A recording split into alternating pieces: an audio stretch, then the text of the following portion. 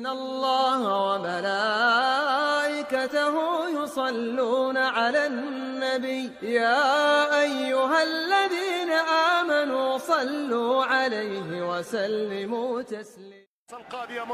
القاضية ممكن شاط الكورة وجول. القاضية ممكن سجلها ولد معلول، سجلها علي معلول ملك الحلول. وي علي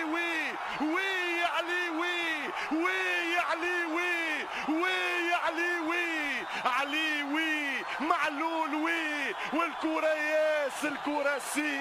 هل هو معلول ام لا؟ اي قذيفة جات يا باتشيكو. التاسعة يا الاهلي لا هو 19 هو أفشة، هو ولدنا أفشة، هو الولد أفشة، هو أفشة ما لها من عفسة. حتى الكرة الثانية ويا لها من صرخة.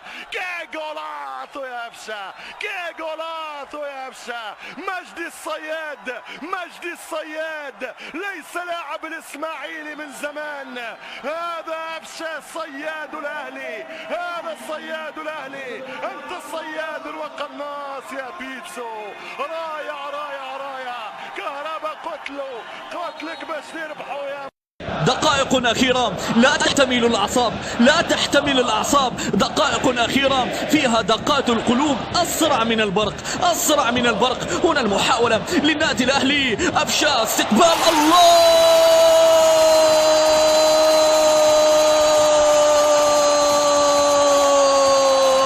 ما هذا يا أهلي، ما هذا يا أفشا. لا تغلق الصفحة حتى تقرأ السطر الأخير الذي يكتبه النادي الأهلي في الدقائق الأخيرة. هؤلاء رجال الدقائق الأخيرة، رجال البطولة ذهبت لأبطالها، لرجالها، لرجال الدقائق الأخيرة. الله،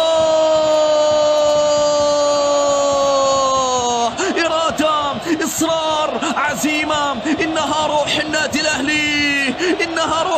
الأهلي. فعندما نقول أنه ليس مجرد نادي كرة قدم، نعم ليس مجرد نادي كرة قدم، كبير أفريقيا. طويلة وعميقة، أي حاجة مقطوعة على وسط الملعب مرة ثانية والتدخل. هوبو يا نهار أبيض يا أفشة، يا نهار أبيض. اطلع من هدومك يا ابني، اطلع من كل هدومك يا أفشة. حلوة وفي وقت قاتل وفي الدقيقة 85.